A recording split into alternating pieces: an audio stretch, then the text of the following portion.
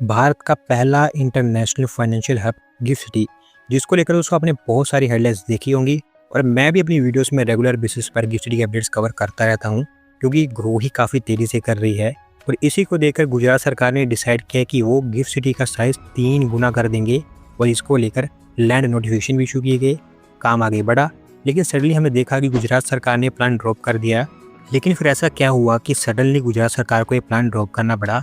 आज हम इस वीडियो में इसी को जानेंगे। तो चलिए शुरू करते हैं।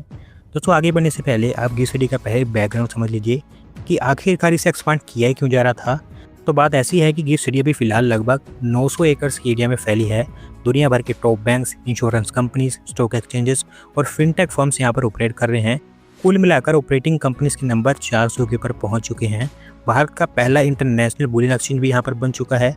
फॉरेन यूनिवर्सिटीज़ के एजुकेशनल कैंपसेस लगातार यहाँ पर ओपन हो रहे हैं। और in fact global financial centre index में ये टॉप 50 में भी एंटर कर चुकी हैं। और क्योंकि ये नंबर्स एक्सपोनेंशियली ग्रो कर रहे थे और पहले फेज ने एक बेंचमार्क सेट कर दिया था, तो गुजरात सरकार ने सोचा कि भारत में भी सिंगापुर और दुबई जैसे फाइनेंशियल सेंटर्स को बसाया जा सकता है। तो इसी सक्सेस को देखकर अथॉरिटीज़ ने डिसाइड किया कि गिफ्ट सिटी को अब एक्सपांड किया जाएगा। और फेज़ 2 में ये टारगेट किया गया कि इसका एरिया बढ़ाकर 900 एकड़ से 3300 एकड़ तक कर दिया जाएगा, जो फेज़ 1 के कंपैरिजन में ऑलमोस्ट 3 गुना से भी ज़्यादा था। गिफ्ट सिटी के अगल बगल के 5 विलेजेस को शॉर्टलिस्ट किया गया लैंड एक्विजिशन के लिए। आइडिया ये था कि office towers, residential zones, schools, hospitals, इस तरह का सपोर्टिंग इंफ्रास्ट्रक्चर यहाँ पर बनाया जाएगा, जो कहीं ना कहीं गिफ्ट सिटी के पहले फेज़ को रिजेंबल करेगा, जिससे गिफ्ट सिटी में एक कंप्लीट इकोसिस्टम बन पाए और लोग आगे चलकर बड़ी स्केल पर यहाँ पर रहने के लिए आ पाएँ। लेकिन दोस्तों, जब लैंड एक्विजिशन की बातें शुरू हुई तो वहीं से सारी प्रॉब्लम सामने आने लग गई। अभी तक गिफ्ट सिटी का पहला फेज़ जब डेवलप किया जा रहा था और जिस लैंड पर वो बनाया जा रहा था, वहाँ पर लैंड एक्विजिशन की कोई प्रॉब्लम थी ही नहीं। जब पहले फेज़ की लैंड एक्वायर की गई तो उस समय लैंड एक्विजिशन के लिए इतने स्ट्रिक्ट रूल्स नहीं थे, तो प्रोटेस्ट जैसे इस समय देखने को नहीं मिले। लेकिन अब क्योंकि ये रूल्स काफ़ी ज़्यादा स्ट्रिक्ट हैं और राइट्स भी प्रोटेक्टेड हैं, तो अब इश्यूज़ भी सामने आने लग गए हैं। अभी तक गुजरात सरकार मोस्टली टाउन प्लानिंग एक्ट के अंतर्गत लैंड एक्वायर किया करती थी, जहां पर सरकार और लैंड ओनर्स के राइट्स पूरी तरह से प्रोटेक्टेड होते थे, क्योंकि लैंड ओनर्स उनकी ज़मीन का कुछ हिस्सा सरेंडर करते थे और उसके बदले में उनको छोटे और डेवलप प्लॉट सरकार दिया करती थी, जिनकी वैल्यू उनकी सरेंडर की गई ज़मीन की वैल्यू से ज़्यादा ही होती थी। पर क्योंकि गिफ्ट सिटी को गिफ्ट अर्बन डेवलपमेंट अथॉरिटी नाम की एक SPV के थ्रू डेवलप किया जा रहा था, तो लैंड ओनर्स को एक क्लैरिटी नहीं थी कि उनके लैंड राइट्स का क्या होगा, वो प्रोटेक्ट किए जाएंगे या फिर नहीं।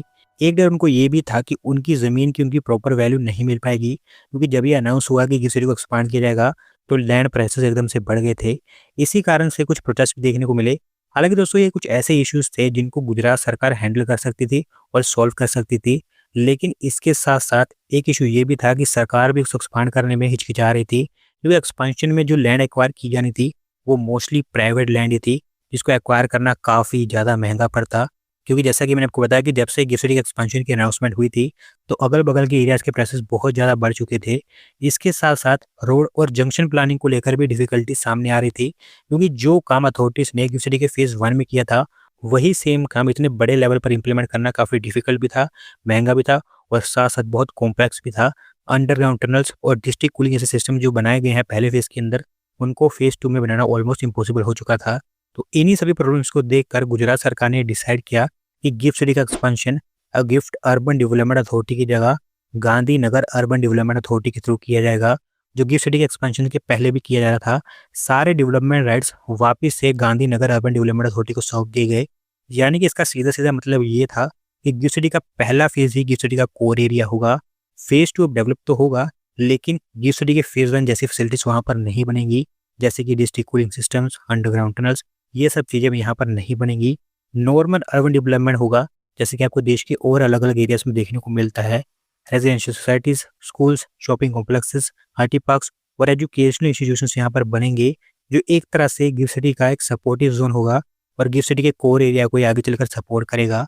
बस दोस्तों, अभी देखना यही है कि कैसे गांधीनगर अर्बन डेवलपमेंट अथॉरिटी इसको डेवलप करती है। और सरकार के इस डिसीजन को लेकर आपका क्या कहना है, कमेंट्स में अपनी राय ज़रूर देना। तो बस आज की वीडियो में इतना ही। अगर वीडियो पसंद आई हो तो वीडियो को लाइक कर देना, चैनल को सब्सक्राइब कर लेना। धन्यवाद वीडियो को देखने के लिए।